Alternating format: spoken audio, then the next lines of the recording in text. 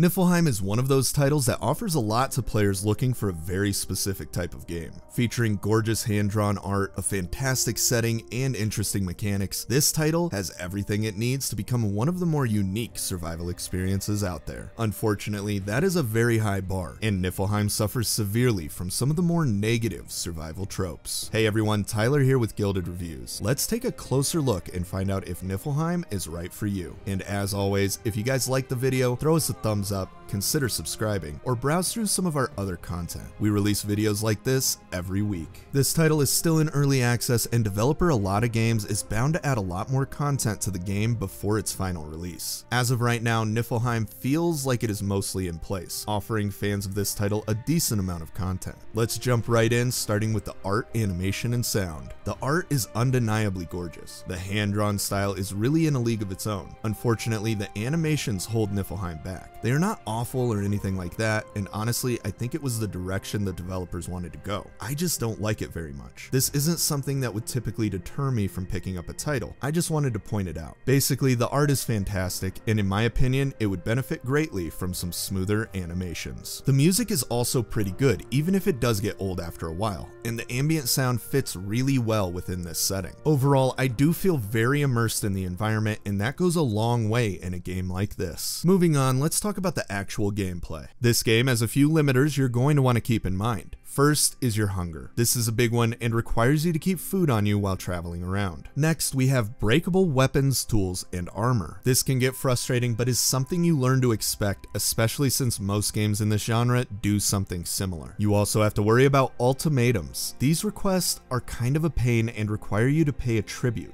To top it off, they tell you if you don't comply within the time limit, they will destroy your domain. So far, it has been pretty easy, but I am sure it will get much harder. It looks like ultimatums set the pace of Niffelheim, kind of forcing you to level up different parts of the game. And the last gameplay mechanic you need to actively think about are raids. This is when the undead come and attack your base in large numbers. It is relatively simple at first. Small waves of skeletons will attack your base while you defend. This changes later in the game and becomes much more difficult. Niffelheim also offers a multiplayer mode, and if you don't have anyone to play with, you can add bots to your game. The AI still needs work. They seem to mostly be here for you to have something else to attack. From what I understand, you can play co-op in multiplayer. I want to try this and wish I had the option to do that with NPCs. Teaming up would make the frustrating parts of this game much better. Now, let's talk about what you actually do in Niffelheim. This is unfortunately where I start to dislike this title. The main gameplay elements include survival, crafting, combat, and exploration. The idea is there, and the multiple elements the game offers seem great, but the direction the developers have gone keep me from really enjoying Niffelheim. Let me explain what I mean. In order to gather, mine, or chop down trees, all you have to do is hold down a single button. The mining is the worst. Half the time, you don't even have to move. Just holding down the button will auto-run you over to the next node. Admittedly, basic gathering mechanics are common in many survival games. Niffelheim just makes it seem abnormally boring. I believe this is because of how the levels are designed. There is simply just nothing unique for the player here. Yes, the environment is gorgeous, especially at first, but it doesn't really add anything to the gameplay. The only decision you will normally make is whether you should go left or right. To top that off, every zone kind of starts to look similar. The underground mining areas and enemy buildings are all set up the same, just left to right with multiple levels. In the outside world, each zone is a little different, but as I said, you get used to it and it eventually all starts to feel the same. This makes the game very monotonous and hard to get into, at least for me. This leads me into another big issue of mine: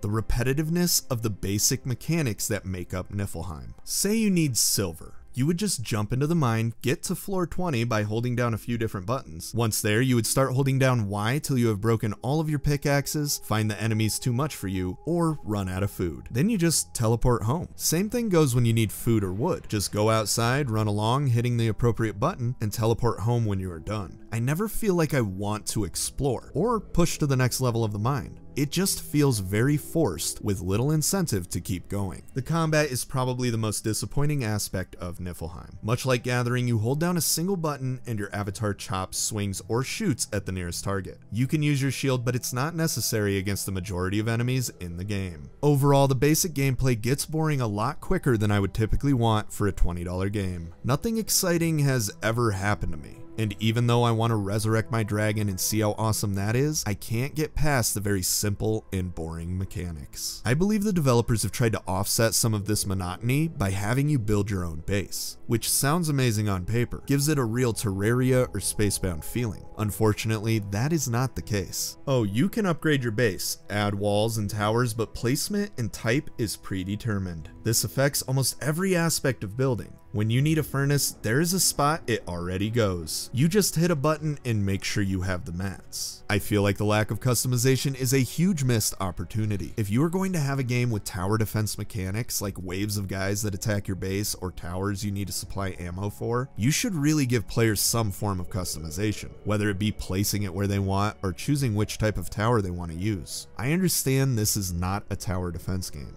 I just think that giving players more choice would go a long way to improving this title. I do not mean to rag on this game, and I really want to enjoy it. You can tell the developers are very passionate about this title, frequently updating it while taking community feedback into consideration. In fact, Niffelheim has a growing community of people who love it and really like the developers' approach to the game. It just isn't for me. I have tried, but I don't think this game is worth the $20 asking price. Maybe $10 at most. As I said, I really want to like Niffelheim, and with a little more work, it might become that survival game I keep going back to. Unfortunately, right now, I can't see playing more than 6 to 8 hours before getting bored. This will definitely be one of those titles I keep an eye on, and hopefully with future updates, the game will have less redundancy and better mechanics.